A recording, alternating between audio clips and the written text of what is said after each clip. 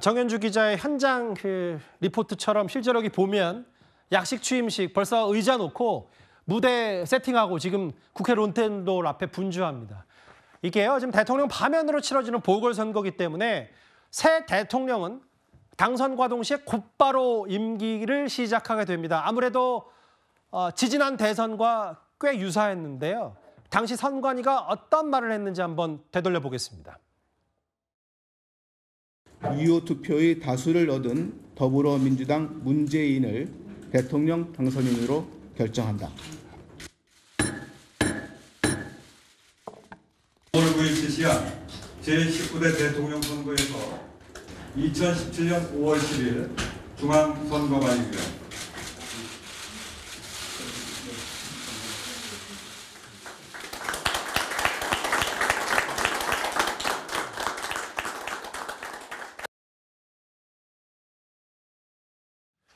보니까 문재인 전 대통령은 정확히 그 선거 다음 날 오전 8시 7분부터 임기가 시작이 됐더라고요. 취임시도 국회 론텐돌에서 약식으로 진행되는데 8시 전후에 중앙선관위 당선이 확정되고 여기 합참의장, 김병수 합참의장의 보고를 받고 현충원 참배로 아마 미니 취임식까지 이어질 텐데 이현정 의원님. 네. 그러니까 크게는 오전에 이제 임기 시작, 오후에 미니 취임식 이렇게 정리를 하면 내일 될 것 같아요. 네, 참 이런 일이 두 번 다시 일어나지 않을 것이라고 또 바랬습니다만은 또 한 번 어김없이 또 이런 일이 벌어졌습니다. 아무래도 대한민국이라는 그래도 세계에서 정말 선진국 반열에 들어가는 나라에서 대통령 취임식을 이런 식으로 치른다는 거 참 두 번이나 있다는 거 너무나 좀 치욕적인 상황인 것 같습니다. 앞으로는 이런 일이 절대 없어야 될 것 같습니다. 특히 왜 그러냐면 이게 어떤 권력이 새로 등장할 때는 준비 기간이 사실상 필요합니다. 또 인선이라든지 이런 것들을 하기 위해서 실제로 필요하고 또 정책도 가다듬는 시간이 필요합니다. 선거 때 많이 제시했던 정책들을 그대로 실행할 수는 없는 거거든요. 그래서 그걸 좀 정리하고 하는 인수위 기간이 필요한데 사실상 지금 내일부터는 새로운 대통령이 바로 임기에 들어가고 지금 사실상 뭐 비서실장 그다음에 장관들도요. 지금 이 현재 이 정부의 장관들이 그대로 지금 참석을 해서 국무회의에서 또 이거를 이제 통과시켜야지만이 제청한 이런 절차를 이제 빚게 되는 것 같습니다. 그만큼 혼란이 있을 수밖에 없는 그런 상황인 것 같습니다. 아마 내일 오는 굉장히 바쁜 하루가 진행이 될 것 같아요. 아마 이제 지금 오늘 오후에 보니까 정진석 비서실장이 이제 마지막 정리하고 떠나는 장면이 있었고요. 그러니까 일단 대통령실은 지금 이제 용산으로 갈 수밖에 없을 것 같습니다. 당분간은. 그래서 내일은 사실상 인선하는 데만도 지금 하루가 꽤 지금 시간이 걸릴 것 같아요. 그리고 사실 대한민국이라는 나라가 정말 24시간 정말 이 북한과 대치하고 있으면서 한시라도 허점이 없어야 되는데 지금 이 상황들을 좀 빠르게 좀 저는 회복을 해야 될 것 같습니다. 아마 인선 같은 경우도 아마 지금 다 후보들 측에서는 준비를 하고 있을 것 같은데 또 이게 이제 국회에 또 청문회를 거쳐야 되거든요. 또 총리는 또 인준을 거쳐야 되고 꽤 정부가 다시금 새롭게 구성될 기에는 몇 달이 걸리지 않을까라는 그런 참 생각이 듭니다. 일단 집무실로 출근을 해야 되고 오전에 임기가 시작되고 점심쯤에 저 국회에서 미니 약식 취임식도 하고 집무실로 출근을 한다. 근데 이제 잠깐만요. 그 전에 며칠 전에 아마 저 대통령실 경호처에서도 여러 가지 얘기를 했었는데 그 최인영 변호사님 방탄차 영상도 한번 공개가 된 바 있습니다. 바로 그러면 방탄차 대통령에 준하는 예우를 받게 되죠? 말씀하신 것처럼 그 중앙선거관리위원장이 당선인에게 당선증을 교부하는 그 순간 쉽게 말하면 미국으로 치면은 핵 가방을 신임 대통령에게 주듯이 대통령으로서의 어떤 그 군 통수권자로서의 군정군령권이 다 넘어가는 거 아니겠습니까? 그와 함께 지금 서울지방경찰청 같은 경우를 비롯해서 지금 그 대통령 경호법에 의해서 지금 말씀하신 것처럼 대통령과 가족에 대한 경호 그리고 그와 관련되는 경비 이런 부분이 제공되는데요. 제가 아주 뚜렷하게 기억납니다. 지난 4월 4일 11시 헌법재판소의 탄핵 결정이 있은 직후 용산 대통령실에 봉황기가 내려갔습니다. 아마 6월 4일 딱 60일 만에 내일 취임을 하는 것과 동시에 용산에 봉황기도 올라가는 그런 모습 볼 수 있을 것 같고요.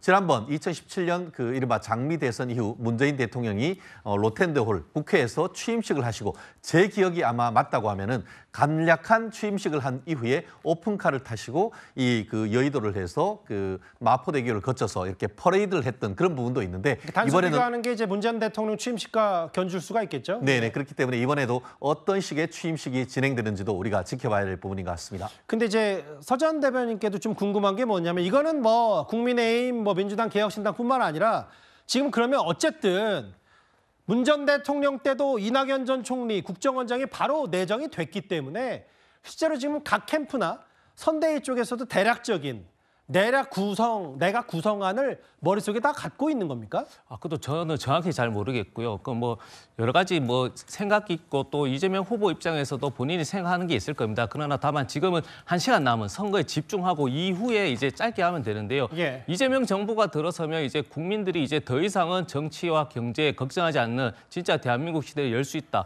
왜냐하면 그의 과거 경험을 보면 알 수 있거든요. 경기도지사 시절에도 재판을 받을 때도 공약 이행률이 무려 96%.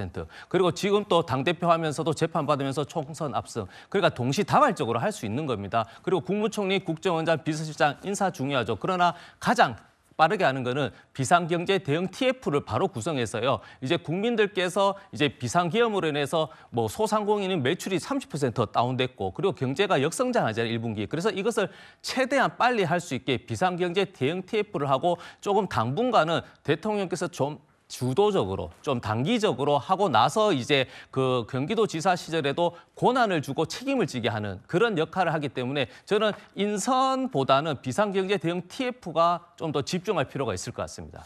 그 이현정 의원님. 네. 근데 이제 저는 처음 알았는데, 그러니까 저도 뭐 처음 알았다기보다 기억이 안 났었는데 당시 바로 인선을 했었네요, 문 전 대통령은. 그렇죠. 이게 한시라도 일단 이제 발표를 하고 예.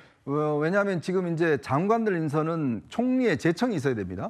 그러니까 2주호 지금 권한 대행이지 않습니까? 2주호 총리 대행이 되는 거죠. 총리 대행이 돼서 2주호 총리 대행이 일단 제청, 국무회의 멤버도 똑같은 지금 현재 정부가 구성이 되게 돼 있습니다. 그렇게 해서 일단 인선안 통과하고 빠른 시간 안에 이제 국회 본회의, 그러니까 국무총리 같은 경우는 청문회를 해야 되니까요. 예. 청문회 일정이나 이런 것들을 빨리 잡고 장관들도 마찬가지로 이제 이 제청이 되면 바로 청문회 일정을 잡아서 대략 한 달 정도 시간이 걸리지 않습니까? 예. 그때도 6월 달에 처음으로 이제 첫 국무회의를 했어요.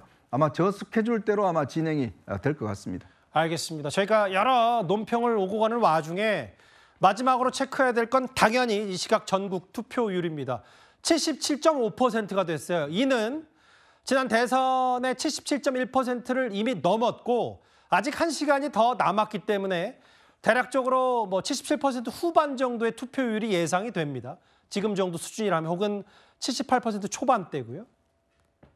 알겠습니다. 저 정도 투표율. 지금 뭐 경상남도도 76.4%, 제주가 가장 낮은 편이고요. 충청남도와 인천 최저 투표율이긴 한데 이미 75% 수준을 거의 다 왔고 평택, 칠곡, 동두천이 비교적 지역별로는 낮은 투표율입니다. 다만 이제 광주가 80%를 넘었고요. 보시는 그대로 지금 이 시각 투표율은 77.6%, 0.5%포인트 더 높습니다. 지난 대선보다. 같은 시각으로 따지면 그러니까 한 2%포인트가 높은데요. 알겠습니다. 77% 후반대 되면 이게 글쎄요. 8시에 각종 저희 채널A의 여론조사 그리고 개표 여론조사 결과를 공개하면서 이 투표율이 어떤 누구에게 유불리할지 이런 것도 잘 지켜보도록 하겠습니다.